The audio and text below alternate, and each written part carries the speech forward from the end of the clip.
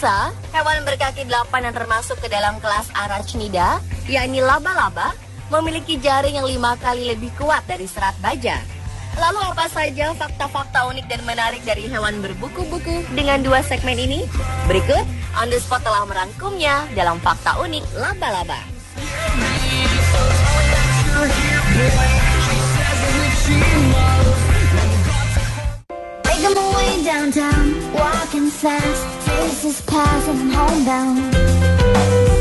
Ternyata bukan hanya ular sutra saja yang bisa menghasilkan benang sutra dan dibuat menjadi kain sutra. Ada juga spesies laba-laba yang dapat menghasilkan sutra. Spesies laba-laba penghasil sutra itu disebut Araneus atau Epeira dan banyak ditemukan di benua Eropa. Anyaman sutra dari laba-laba Araneus jauh lebih kuat dibandingkan kain sutra yang terbuat dari ulat. Akan tetapi spesies laba-laba penghasil sutra sulit dikembangbiakan karena termasuk hewan kanibal suka memakan sesamanya. Jadi produksi sutra laba-laba pun sangat sedikit. Para ahli di Jerman membuat eksperimen dengan cara menyuntikkan kandungan metal pada tubuh laba-laba Araneus agar menghasilkan sutra berkualitas tinggi. Kandungan metal yang disuntikan pada laba-laba itu terdiri atas seng dan titanium atau aluminium, diyakini bisa membuat kain sutra yang dihasilkan tidak cepat rusak. Tekstil sutra laba-laba pertama kali ditampilkan di Museum Sejarah Alam di New York pada 2009. Saat itu ajang ini memecahkan rekor untuk jumlah pengunjung ke sebuah pameran tunggal. Sejak lama hanya ada sedikit eksperimen tekstil dengan sutra laba-laba dan tidak ada upaya serius untuk menenunnya sejak tahun 1900.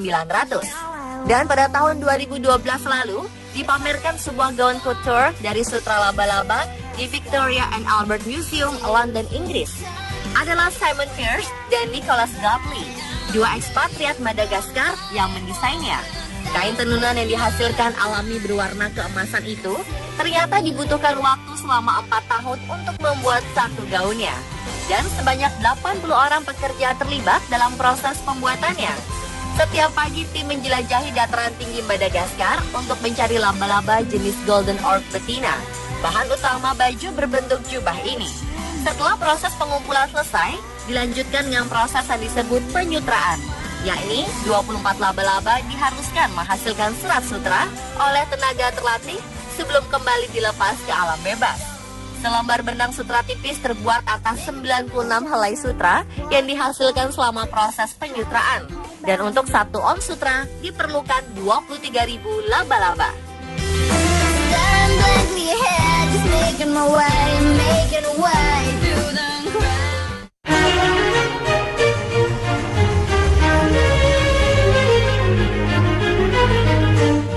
Dijadikan sebagai kain sutra, laba-laba ternyata dapat dijadikan sebagai senar biola. Senar dari sutra laba-laba ini diklaim menimbulkan suara biola yang lebih lembut dan mendalam dibandingkan senar tradisional. Seorang peneliti Jepang, Shigeyoshi Osaki dari Nara Medical University yang meneliti olahan ribuan helai sutra laba-laba menjadi satu set senar biola. Osaki secara khusus mempelajari sifat dan karakter sutra laba-laba yang tersusun bergelantungan, mengukur kekuatannya, dan membukukannya secara ilmiah dalam jurnal Polymer Journal tahun 2007. Dalam penelitiannya, Osaki menggunakan 300 ekor laba-laba Nephila maculata betina sebagai bahan pembuat senar. Nephila maculata adalah salah satu spesies laba-laba penunun bola emas yang terkenal karena struktur rumit jaring buatan mereka. Untuk setiap senarnya, Osaki memintal antara 3.000 sampai 5.000 helai jaring sutra yang kemudian diukur kekuatan senar tersebut dengan tarikan yang kuat. Senar tersebut kemudian disiapkan dari 3 ikatan belitan secara bersamaan pada arah yang berlawanan. Senar sutra laba-laba diyakini lebih baik dari senar nylon core yang berlapis aluminium. Pengamatan lebih detail menggunakan mikroskop elektron menunjukkan bahwa penampang melintang senar berbahan sutra laba-laba berbentuk bulat sempurna. Sutra-sutranya terpintal sangat mampat sehingga tidak meninggalkan ruang di antara mereka. Susunan inilah yang menjadikan senar berbahan laba-laba sangat kuat dan menghasilkan suara unik. Bahkan beberapa violis profesional melaporkan bahwa senar laba-laba menghasilkan sebuah warna nada yang lebih baik dan mampu menciptakan sebuah musik baru.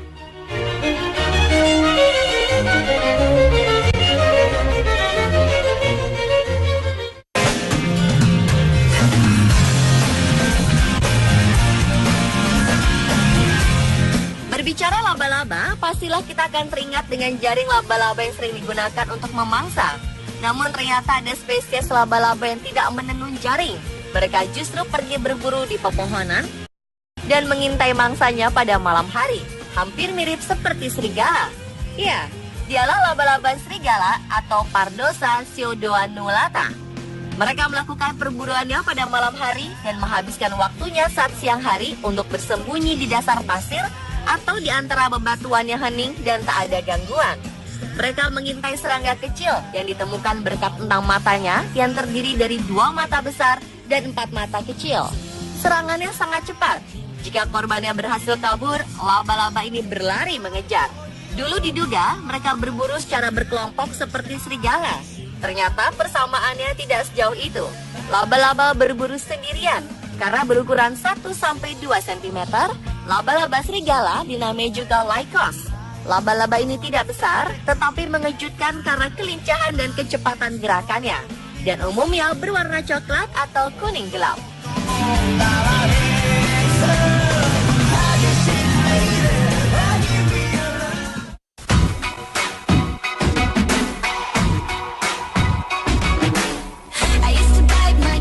Jaring laba-laba yang umumnya dijumpai adalah sekitar 1 hingga 5 meter sebagai alat untuk menjebak dan menangkap mangsa.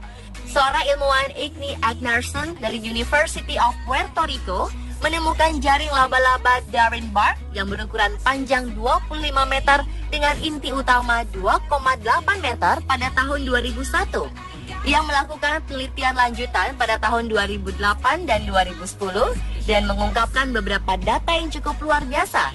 Dengan jaring ukuran ini dapat menahan 2 kali kekuatan sebanyak laba-laba normal yang membuatnya 10 kali lebih kuat dari sepotong armor.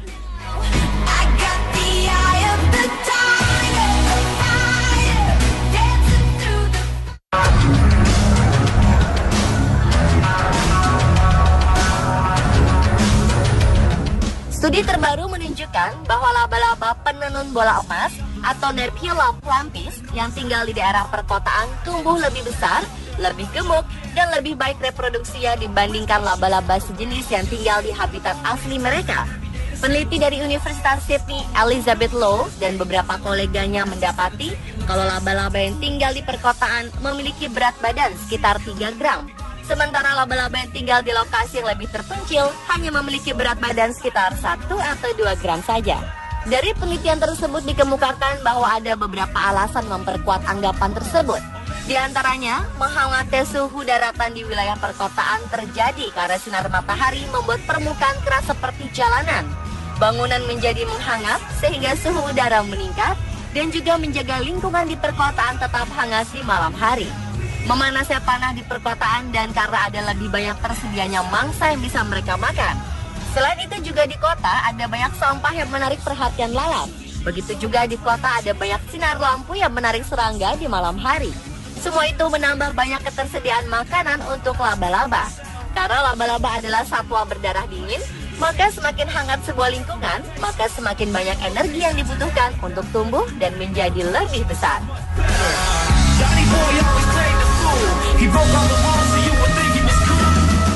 Pemirsa, itulah fakta-fakta unik mengenai laba-laba.